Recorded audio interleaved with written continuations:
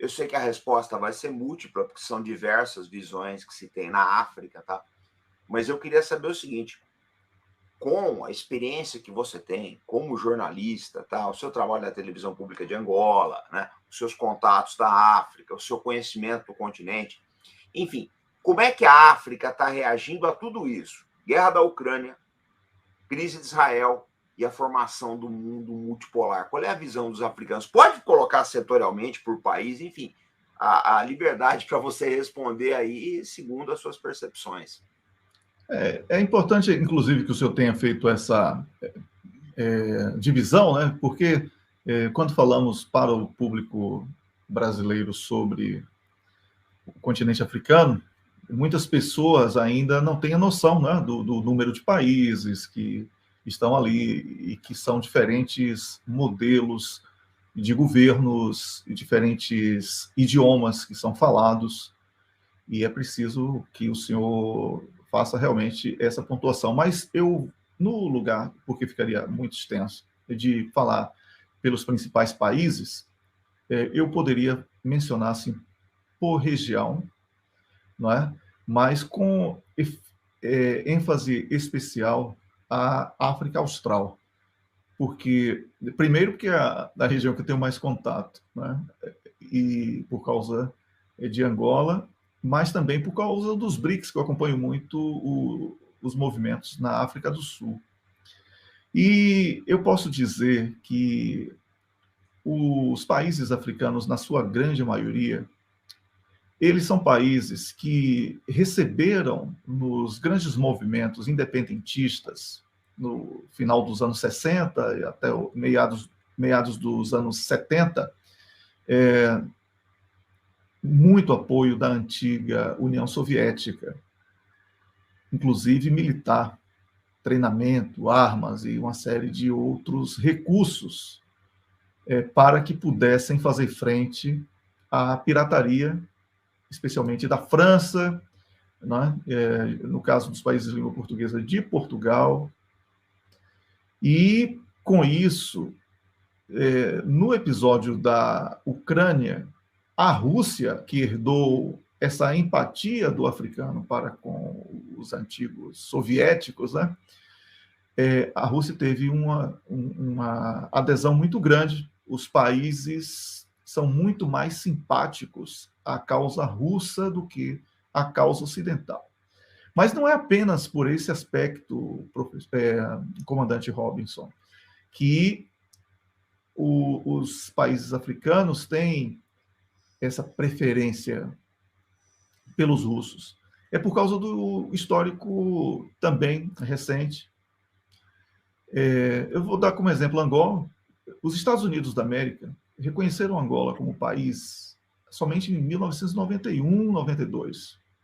Angola teve independência em 1975. O primeiro país que reconheceu Angola foi o Brasil, com Ernesto Geisel. Ernesto Geisel, o Saraiva Guerreiro era o chanceler.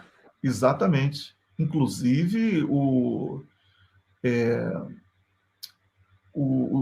chanceler norte-americano veio ao Brasil, foi ao Brasil, não estou no Brasil, foi ao Brasil para tentar mudar essa política do Ernesto Geisel e foi rechaçado literalmente, foi mandado embora, e o Brasil era um país que queria se firmar como um país soberano. Hoje, né, só fugindo um pouco do tema, mas para não esquecer, porque é relevante, uma figura bizarra como aquela Nuland chega no Brasil e as pessoas tremem de medo. Eu, sinceramente, como brasileiro, eu dou muito graças a Deus por não estar morando no Brasil, não por vergonha, é porque eu sou tão sangue quente para uma coisa dessa, que eu sou capaz de cometer uma maluquice. Não é brincadeira. É revoltante ver aquele papel de humilhação do político brasileiro a qualquer coisa que tirem da gaveta lá dos Estados Unidos e que chegue em Brasília ou em São Paulo. Então, comandante, os países africanos, eles são muito decididos quando o assunto é defesa da soberania. Por isso, esse apoio à Rússia, e eu não vou dizer que o apoio no voto nas Nações Unidas, não, nas Nações Unidas eles criaram um bloco, o chamado bloco dos não alinhados, não é?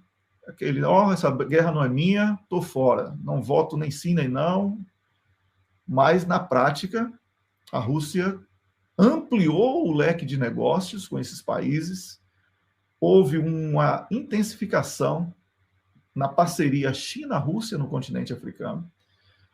A China chega lá com ponte, aeroporto, porto, estrada, escola, universidade. Aí os Estados Unidos vão para lá para combate à corrupção, democracia, um seminário para falar sobre quem é que vai levar vantagem, né? O que é que enche a barriga do povo africano? É emprego direto através de obras, com a ocupação da mão de obra não qualificada, que é muito grande, não é? Ou promessa de democracia. Quando eu morava em Angola, tinha uma campanha de combate à AIDS, que era patrocinada pelos Estados Unidos da América, e que eles queriam o celibato como elemento de combate à AIDS. Você que está me assistindo, acredite nisso. Em 2002, se não me engano, 2003, eu não recordo agora precisamente. Eu morava em Angola na época. Morei 6 anos e meio lá. Então, juntando tudo isso, não há como os países ocidentais, que até hoje, até muito recentemente, pelo menos, estavam levando todas as riquezas sem pagar absolutamente nada e mantendo uma elite corrupta no poder para dizer amém a tudo que de lá fosse possível receber como ordem. Então, essa reação, esse momento de instabilidade do planeta, tem sido visto pelos países e líderes africanos, né, como uma oportunidade de renascimento. E, por incrível que pareça também, comandante, muitos países da União Europeia começam a procurar individualmente os países. Eu mencionei na abertura aqui o chanceler, o primeiro-ministro Olaf Scholz, da Alemanha, que foi para a Nigéria e Gana em busca de gás, mas a Espanha vai para lá, para os países africanos em busca de parceria, de compra, venda, investimento, intercâmbio, Portugal, Itália, todo mundo individualmente. Não é só o bloco comum europeu como estavam agindo, como se eles fossem um país e que os países africanos também deveriam estar agrupados e dizer sim a tudo que eles apresentassem como grande fórmula. Então, eu vejo essa instabilidade no planeta como uma excelente oportunidade para o continente africano, e eles, os governantes e o próprio povo, perceberam que esta é a grande chance e estão tentando tirar proveito disso, a despeito dos recentes focos de instabilidade, mas que foram muito mais nacionalistas do que qualquer outra coisa que possam dizer na imprensa mainstream. Foram golpes que tiraram aqueles países que estavam roubando as riquezas, levando tudo de lá, e o povo estava morrendo à míngua. Então, lamento profundamente que o Brasil esteja perdendo o bonde da história com políticos medíocres à direita e à esquerda. A direita, quando se sente acuada, vai para Miami, e a esquerda, quando se sente acuada, a parte pobre vai para Miami, a parte rica vai para Paris.